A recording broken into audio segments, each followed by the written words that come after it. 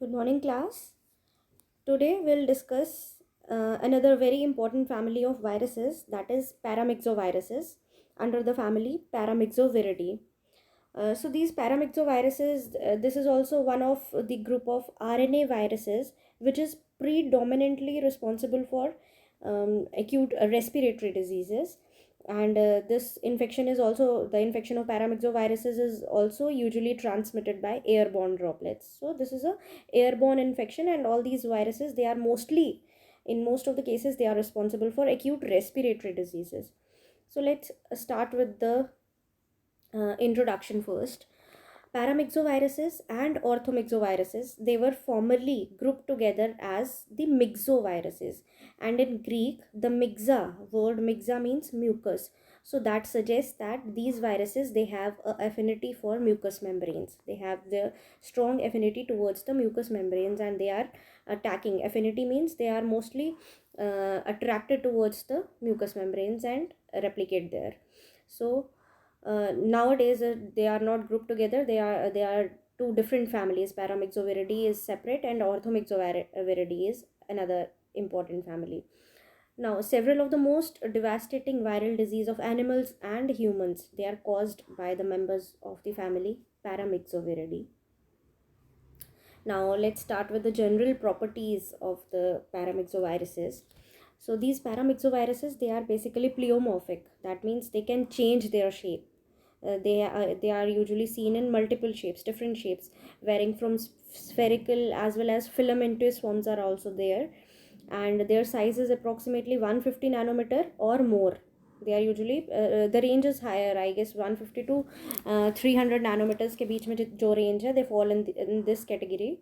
So they are 150 nanometer or more in diameter, and they are enveloped viruses. Paramyxoviruses, they are enveloped, and they contain a single molecule of negative sense single stranded RNA.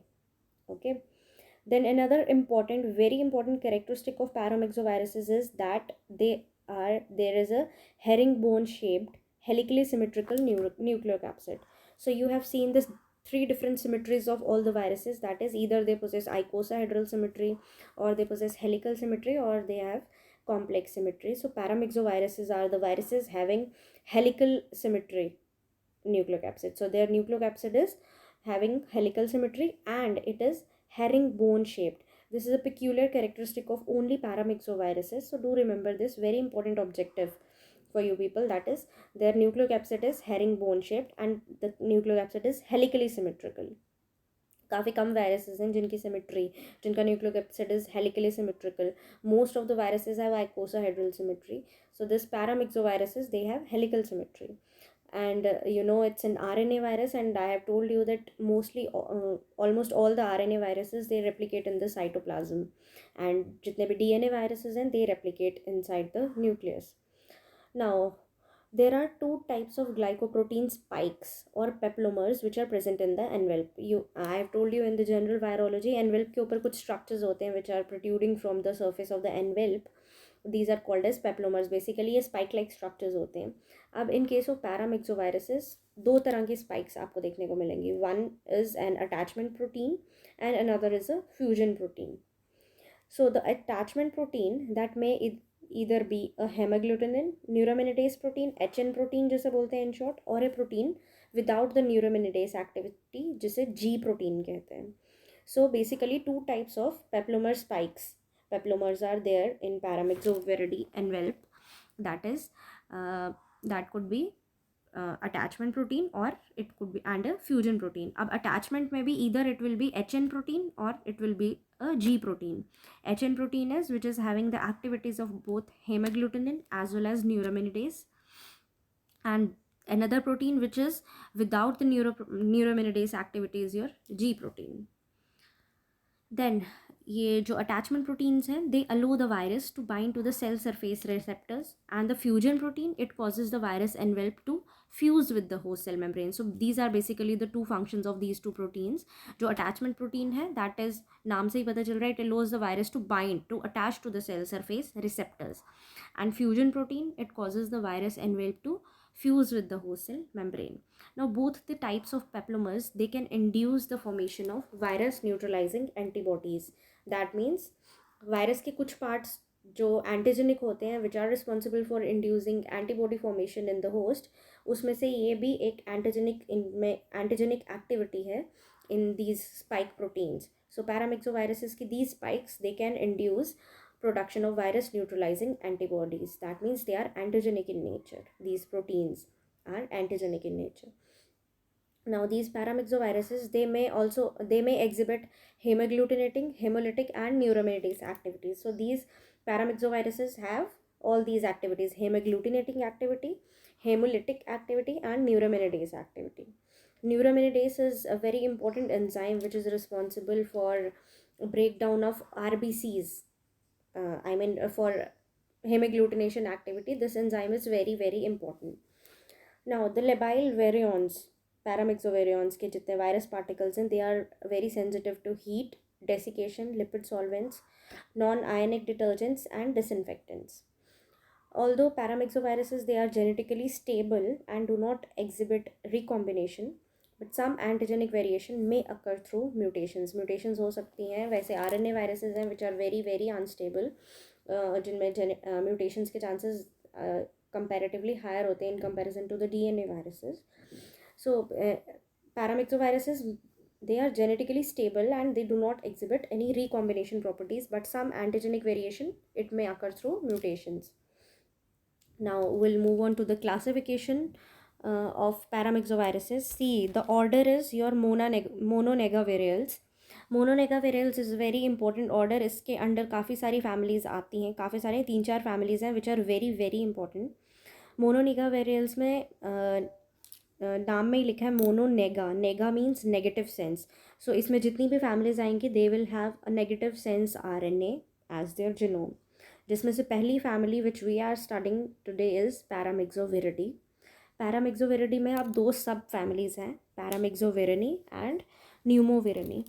अब पैरामिक्सोविरिनी में 3 genus आते हैं which is your respirovirus, morbilli virus and rubula virus. And pneumovirinae में 2 genus हैं, न्यूमोवायरस and मेटानेमोवायरस. अब रेस्पायरोवायरस पैरामिक्सोविरिनी family के under respiroviruses हैं which are responsible for bovine para influenza. इसमें कौन सा वायरस आता है? Bovine para influenza virus 3. Morbilli virus में काफ़ी सारे इंपॉर्टेंट वायरसेस और वायरल डिजीज़ हैं which we are gonna study today is your rinderpest virus, peste des petits ruminants virus, that is PPR virus. Then canine distemper, very important disease of canines. Canine distemper virus, it is caused by a morbilli virus which is under family paramyxoviridae. Then we have porcine distemper virus, we have cetacean morbilli virus and equine morbilli virus.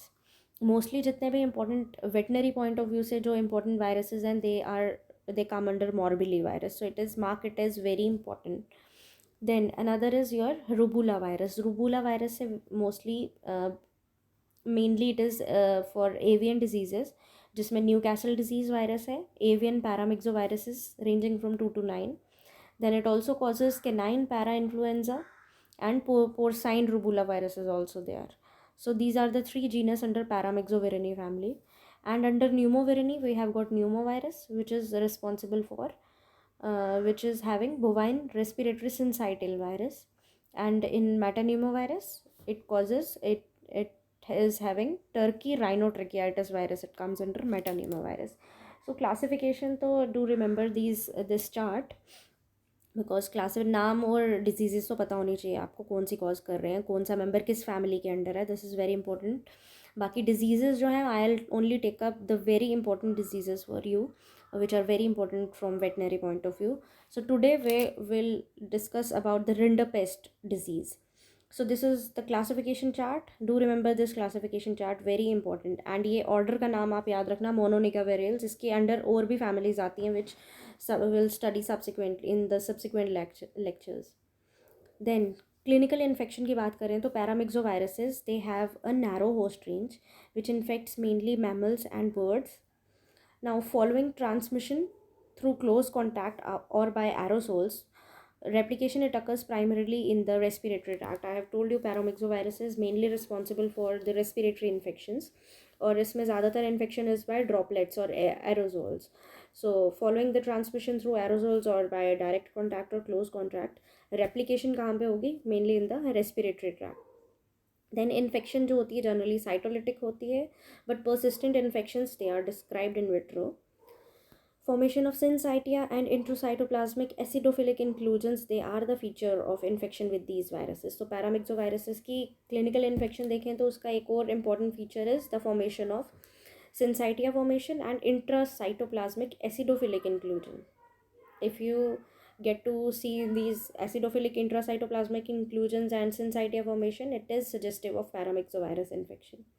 Now, serious diseases which are caused by paramyxoviruses, it includes rinderpest, Pestid ruminants, that which is PPR, canine distemper. These are very important, three very important diseases of paramyxoviridae family. Then Newcastle disease of birds, very important, and measles and mumps. Measles and mumps, human infection करते हैं, mostly human infection है.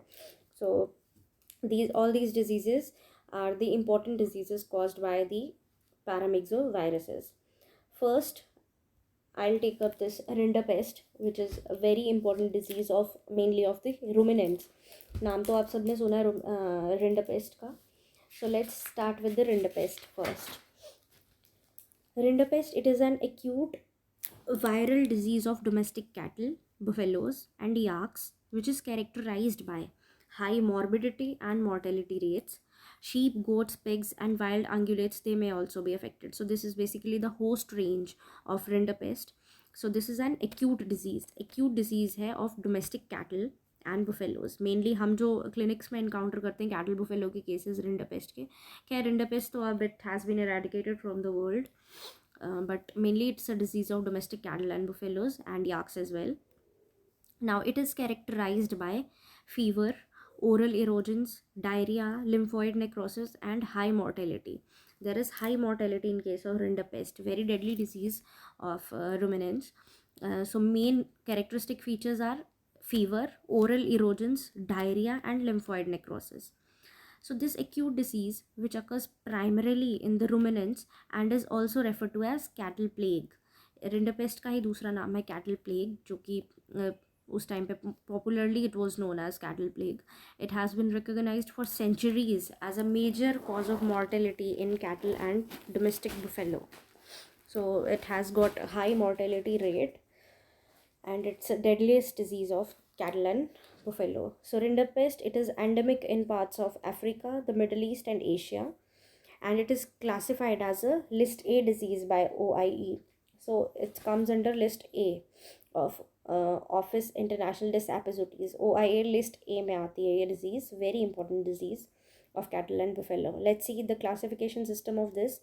Now the rinderpest virus, it comes under Baltimore group 5. Paramyxoviruses जितने भी हैं, they come under group 5, which are negative sense RNA viruses जितने भी हैं, they come under group 5 Baltimore group.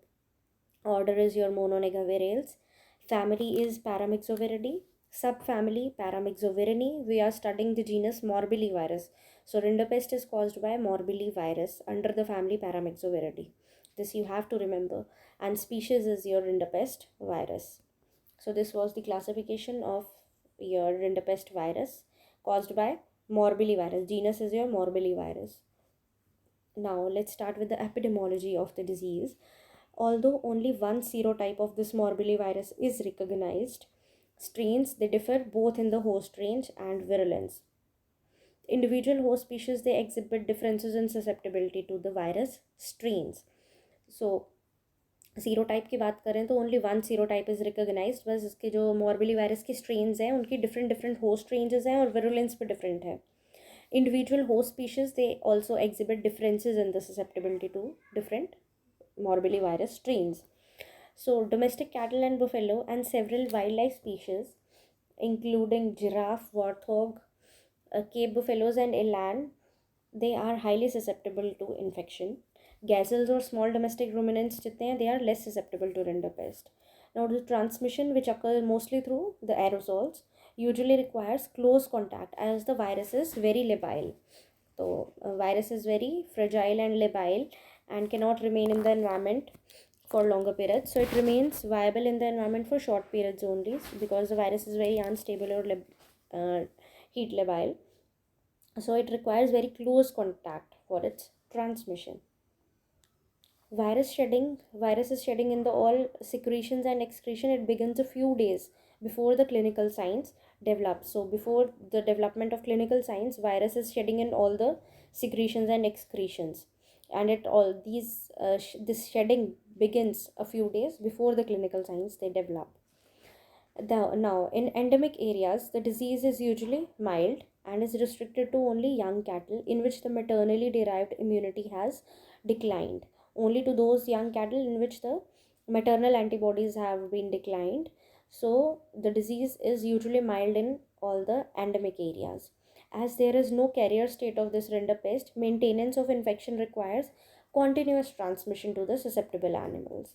Okay, there is no major any carrier state of morbillivirus, so it requires the maintenance of infection. It requires continuous transmission to the susceptible animals. Now, epidemics, they usually occur following the movement of susceptible animals into the endemic area or the introduction of infected animals into the susceptible population. All ages of animals, they are affected in the epidemics. So there is no such age restriction if there is any epidemic occurring of the rinderpest. Now, talking about the morbidity may reach 90% and mortality rate is very high. It's approximately 100%. Now, about the pathogenesis of the disease. After inhalation of the virus, multiplication of the virus, it occurs in the pharyngeal and mandibular lymph nodes. So first multiplication, after the inhalation, multiplication of the virus, it occurs in pharyngeal and mandibular lymph nodes. Then a viremia develops within the 3 days of multiplication. Multiply होने के 3 दिन बाद viremia develops, resulting in the spread to other lymphoid tissues and to the mucosa of respiratory and digestive tracts. Viremia के बाद next step is your leukopenia. Leukopenia develops. Leukopenia is a very important characteristic of rinderpest. Not even of the rinderpest, but of the PPR disease, which is almost similar to rinderpest, and it's also a feature of morbillivirus. So morbilliviral diseases जो भी होंगी, leukopenia is a very important feature of that, and immunosuppression. It follows the necrosis in the lymphoid tissue. So what you have seen till now in the pathogenesis is that after inhalation of the virus, first the virus multiplies in your pharyngeal and mandibular lymph nodes. Then a viremia develops. After multiplication, within 3 days, viremia develops, which results in the spread of viruses to other lymphoid tissues and also to the mucosa of respiratory and digestive tracts. Then after that, leukopenia occurs and immunosuppression. Then virus shedding, which continues throughout the acute phase of the disease. It subsides a few days after the body temperature, it returns to normal. So virus shedding will continue throughout the acute phase of the disease.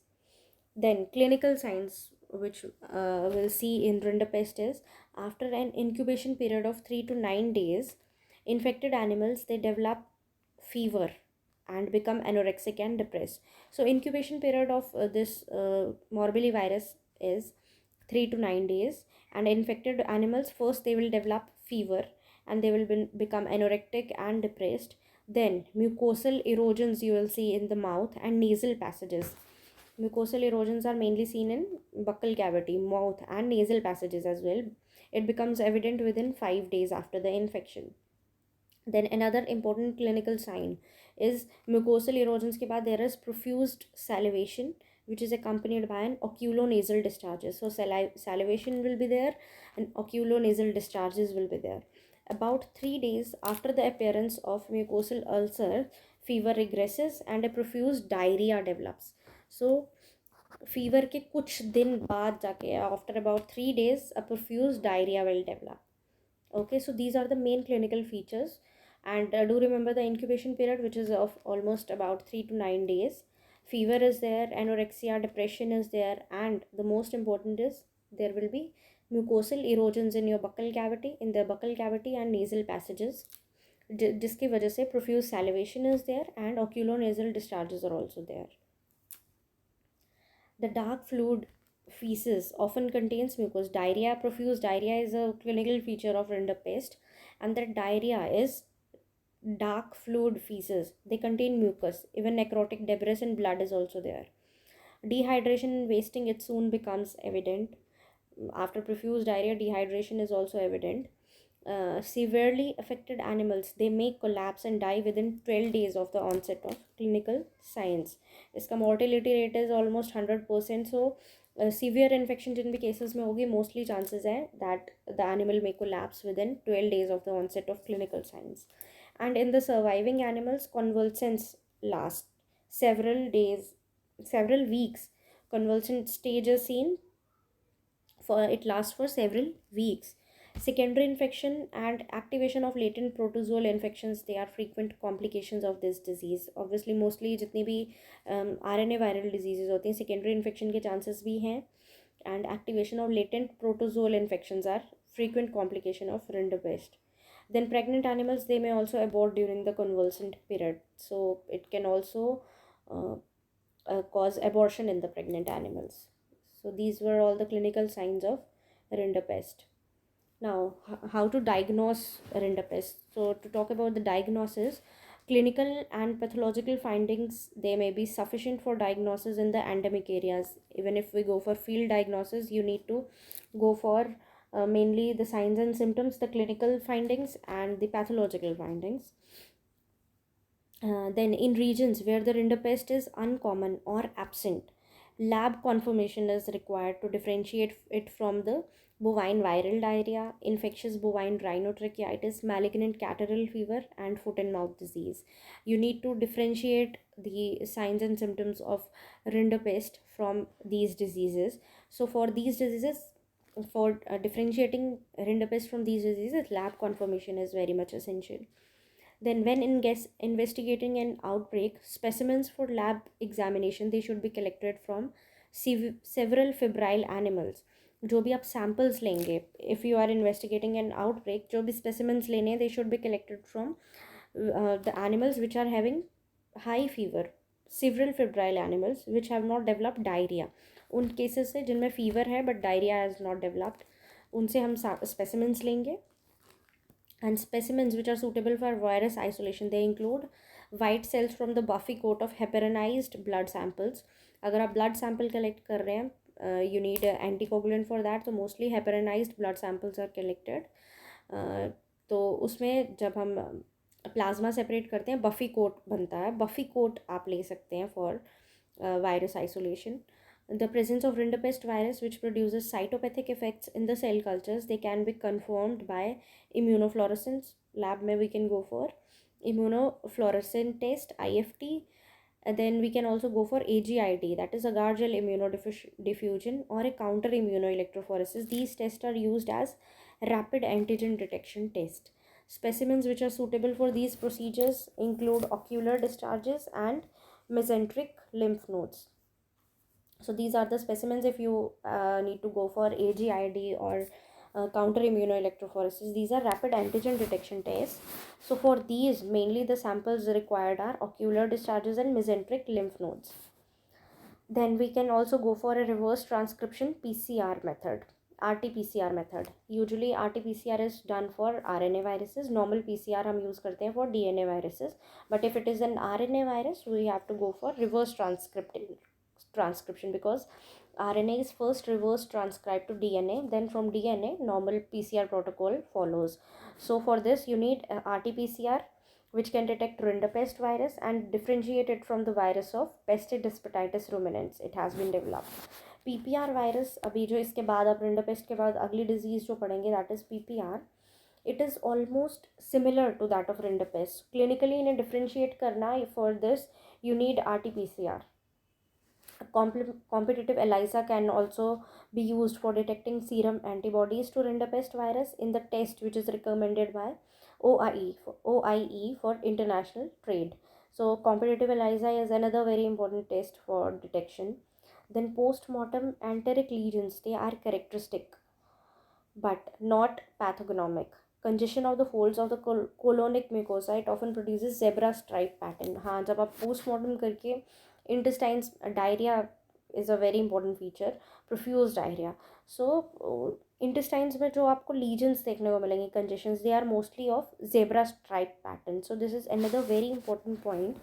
Rinderpest का characteristic feature है that zebra markings और zebra stripes are seen in the ileocecal junction mainly or in the intestines. Then syncytia, it may form in the stratified squamous epithelium. Syncytia formation is there in mostly in the upper alimentary tract and in the crypts of the small intestines. These are also another important findings if we go for post-mortem of such animals. Then another important thing is rinderpest ki differential diagnosis. Rinderpest, it should be differentiated from all these diseases because all these diseases have, I mean, some sort of same clinical signs. So you need to differentiate it from bovine viral diarrhea, जिसे mucosal disease भी बोलते हैं. Then infectious bovine rhinotracheitis virus, malignant catarrhal fever, foot and mouth disease, vesicular stomatitis, salmonellosis, paratuberculosis, and arsenic poison. All these diseases have some same clinical signs. So you need to clinically differentiate rinderpest from all these diseases, and differential diagnosis is very important. Then, how to control rinderpest? These are some control measures for rinderpest. The Food and Agricultural Organization, that is FAO, it aims to achieve worldwide eradication of rinderpest by 2010, and I guess by 2011 it was confirmed. It was almost confirmed that the rinderpest, it has been eradicated from the world. Factors which render this achievable, it includes the availability of vaccine that induces lasting immunity, reliable diagnostic tests, and the absence of carrier animals and wildlife reservoirs. जब भी control measures की बात करें तो first important point is vaccination, और जहाँ vaccination possible नहीं है, you need to go for eradication of such animals. Now the countries, in countries which are free from rinderpest, control is based on restriction of animal movement or quarantine of imported animals and slaughter of the infected animals. This is how you contain the spread of the disease. So basically जो भी countries which are free of rinderpest, how they go for the control of rinderpest is they restrict the animal movement, quarantine the imported animals, and they go for slaughter of infected animals.